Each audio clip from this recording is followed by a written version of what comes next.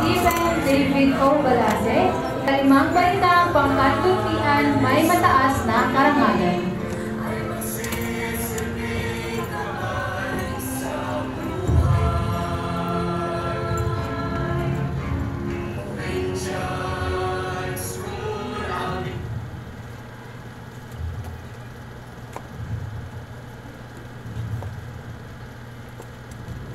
Para sa mga Katoliko, sa ngalan ng Ama, ng Anak, at ng Espiritu Santo. Amen.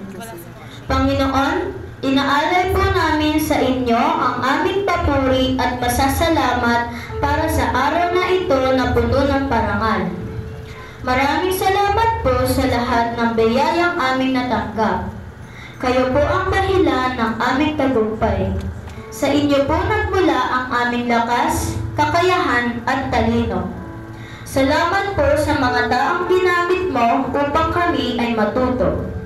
Patuloy niyo po sanang gabayan ang aming paaralan, mga guro, at mga magulang na walang sawang nagbigay gabay, inspirasyon, at magandang edukasyon para sa amin. Patnubayan niyo po sana kaming mga mag-aaral na mapagtagumpayan ang susunod pang taon na puno ng kaalaman.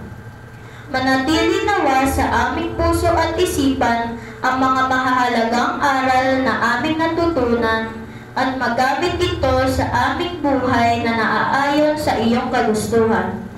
Naway ang iyong kagalakan, pag-ibig at kapayapaan ay manatili po sa amin. Ibinabalik po namin ito sa pamamagitan ng pasasalamat at pagpuri sa iyo, Panginoon, na aming tagapagligtas. Sa ngalan ng Ama, ng Anak, at ng Espiritu Santo. Amen. Manatili tayong nakatayo upang magbigay